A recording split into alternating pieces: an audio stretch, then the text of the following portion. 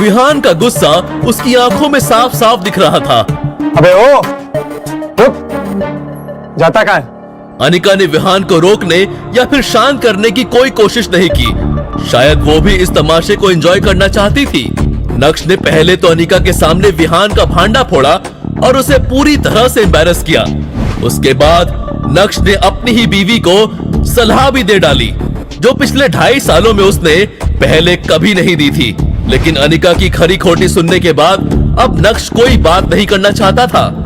नक्श का ये एटीट्यूड विहान से बर्दाश्त नहीं हुआ और उसने अपनी चाल बढ़ाते हुए नक्श का पीछा किया। अबे भाग कर रहा है? बहरा है क्या? तब से आवाज दे रहा हूँ, सुनाई नहीं दे रहा है तुझे? नक्श ने उसकी बात का कोई जवाब नहीं दिया। अबे तू है कौन? तेरी औकात क्या है?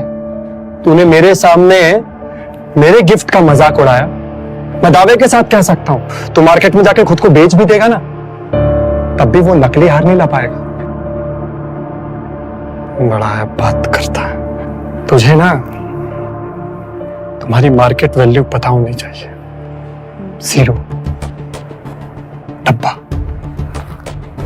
बोल। जब कोई आपकी खामोशी का फायदा उठाने लगे तो बोलना जरूरी हो जाता है।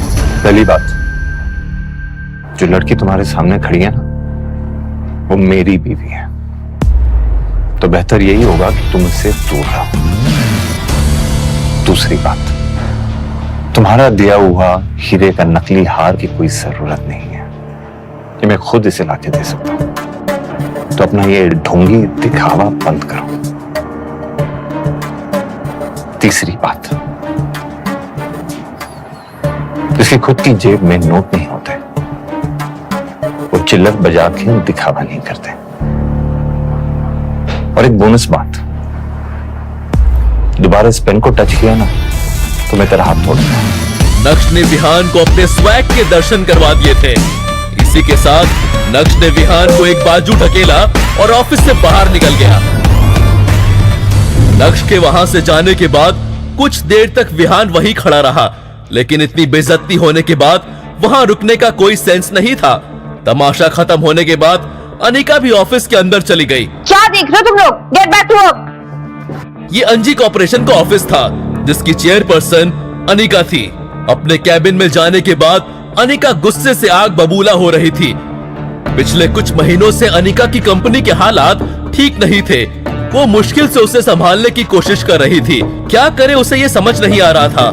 तभी उसे विहान मिला और जब उसकी दोस्ती विहान से हुई तब जाकर उसे पता चला कि वो एक बहुत बड़े परिवार से ताल्लुक रखता है। और बस यहाँ से अनिका ने विहान को अपने जाल में फंसाना शुरू किया। और आज विहान न सिर्फ उसकी कंपनी का बिजनेस पार्टनर है, बल्कि मेजर इन्वेस्टर भी है।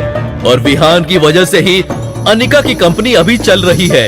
इस कंपनी के सारे लॉसेस विहान ही बेयर करता है और अनिका को इसकी बहुत जरूरत भी है। अनिका का विहान से दोस्ती करना कोई आसान काम नहीं था। कितने पापड़ बेलने के बाद वो उसके करीब आ रही थी। सब ठीक चल रहा था, सब कुछ अनिका के प्लान के मुताबिक हो रहा था, लेकिन नक्श ने आकर आज सब कुछ बिगाड़ दिया। जो लड़की तुम्हारे सामने खड़ी है ना, वो मेरी बीवी है। क्या जरूरत थी उसे विहान को ऐसा कुछ कहने की? हार भले ही नकली था, लेकिन ये सब कहकर उसका ईगो हर्ट करने की क्या जरूरत थी? अब पता नहीं वो उसकी कंपनी में अपना पैसा इन्वेस्ट करेगा या नहीं। अगर वो आज नक्श को अपने साथ नहीं लेकर आती तो अभी विहान उसके साथ बैठा होता। अंजी कॉर्पोरेशन के ऑफिस से बाहर आकर नक्श काफी खुला खुला महसूस कर रहा था और नक्श इस शुरुआत को बरकरार रखना चाहता था। तभी अचानक से नक्श का फोन बजा और जब उसने स्क्रीन पर अपने दादाजी का नाम देखा तो उसके चेहरे पर चालाकी वाली मुस्कान आ गई थी। Mister Bhanushali, what a coincidence. मैं भी आपको फोन ही करने वाला था और देखिए आपका फोन आ गया। अच्छा नक्श बेटा, तुम्हें अपने दादाजी की याद आ गई? अच्छा मजाक कर लेते हैं दादाजी। आपने मुझे फोन किया तो जरूर कुछ इंपॉर्टेंट काम होगा। वैसे मैं भी आपको एक बहुत ही खास काम के लिए फोन करने वाला था। ठीक है, तो काम की बात कर लेते। अगले हफ्ते तुम भानुशाली ग्रुप के नए सीईओ की कुर्सी पर बैठने वाले हो, तो मैंने तुम्हारी ये खास शादी से मीटिंग फिक्स की है। एड्रेस तुम्हें व्हाट्सएप कर दिया है, तो तुम मुझसे कल मिल लेना। मुझे किसी को भी मिलने में कोई प्रॉब्लम नहीं है, लेकिन आपको भी मेरी 2 शर्तें पूरी करनी होंगी। पहली शर्त, आपको आज के आज मेरे लिए एक रेयर डायमंड नेकलेस का बंदोबस्त करना होगा, और दूसरी वो मैं आपको व्हाट्सएप कर रहा हूं। और हाँ, वो काम भी बेहद खास है, जल्दी हो जाना चाहिए। नक्श पॉइंट टू पॉइंट बात कर रहा था और उसका एटीट्यूड 7वें आसमान पर था, जो यशवर्धन को बिल्कुल भी पसंद नहीं आ रहा था। नक्श बेटा, तुम्हें ऐसा नहीं लगता कि तुम्हारी डिमांड्स बढ़ती जा रही हैं? अभी तो तुमने भानुशाली ग्रुप ज्वाइन भी नहीं किया है। ज्वाइन करने के बाद पता नहीं क्या होगा। मेरी डिमांड्स बढ़ती जा रही हैं? कम ऑन दादाजी, कैसी बातें कर रहे हैं आप? जाहिर सी बात है कि आपने भी अगर मुझे ऑफिस बुलाया तो कोई डिमांड पूरी करने के लिए बुलाया होगा। It's always give and take दादाजी, आखिर तो आपका ही खून हूं ना मैं, और मेरी डिमांड पूरी हो जानी चाहिए। ये काम बेहद खास है, व्हाट्सएप कर रहा हूं, just get it done.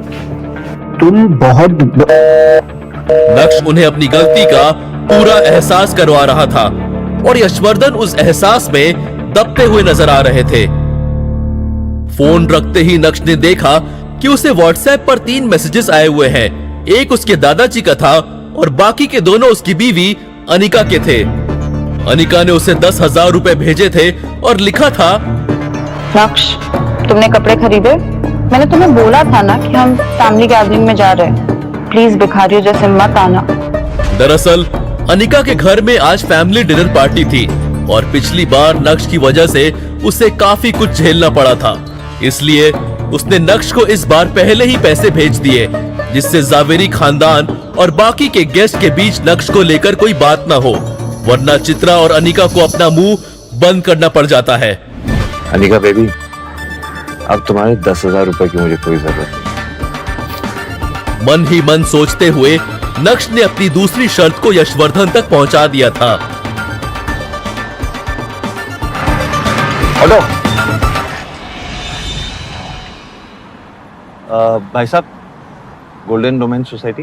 Golden domain society Surat की ही नहीं बल्कि गुजरात की सबसे लग्जरियस सोसाइटीज में से एक थी और इस सोसाइटी से पूरे सूरत की खूबसूरती को नापा जा सकता था।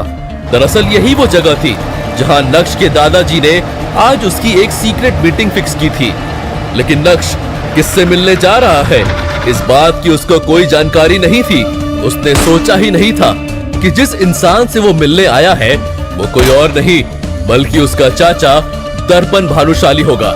ये जानकर नक्श अपने चाचा से बिना मिले ही वहां से जाना चाहता था, लेकिन तभी अचानक से उसके कान में एक आवाज सुनाई पड़ी। नक्श,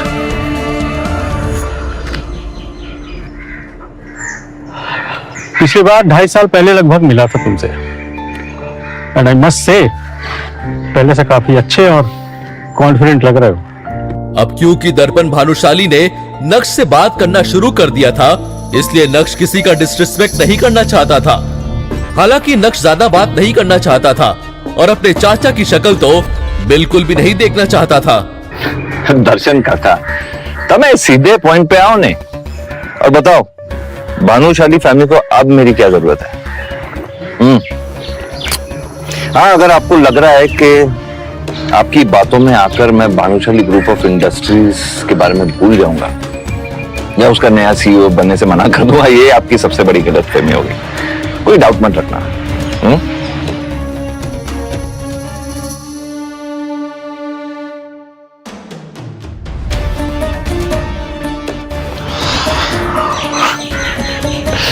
શું થયું દર્શન કાકા? शायद आप ये बात भूल रहे हैं कि आप मुझे ज्यादा परेशान करना अफोर्ड नहीं कर सकते, क्योंकि अब भी खैतान एंटरप्राइजेस के शेयर्स मेरे नाम पे हैं। ये शेयर्स तो आप जानते हैं ना, जो आपने दादाजी और पापा को लेने से मना किया था। और ये शेयर्स आपके लिए कितने इंपॉर्टेंट है और भानुशाली ग्रुप ऑफ इंडस्ट्रीज के कितने इंपॉर्टेंट है अच्छी तरह जानते हैं। तो दर्शन काका, अगर मुझे गलती से भी कुछ हो गया ना, तो जो कुछ भी आप चाहते हैं मुश्किल से मिल पाएगा, शायद कभी भी नहीं। तो आइंदा मुझे रोकने की कोशिश मत करना। भानुशाली ग्रुप ऑफ कंपनीज पूरे गुजरात में एक बड़ा नाम था। छोटे से बड़ा हर बिजनेसमैन को भानुशाली ग्रुप की सारी जानकारी थी।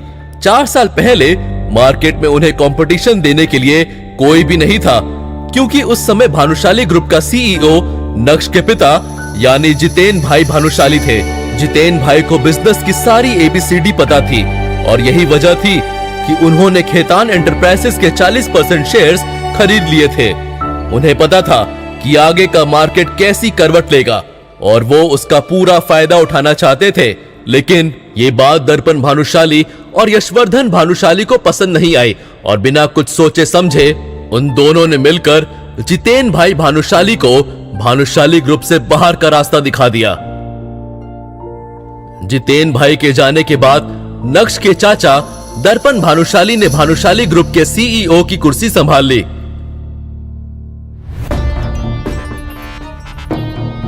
लेकिन वो अपनी कंपनी को संभाल पाने में पूरी तरह से फेल हो गए।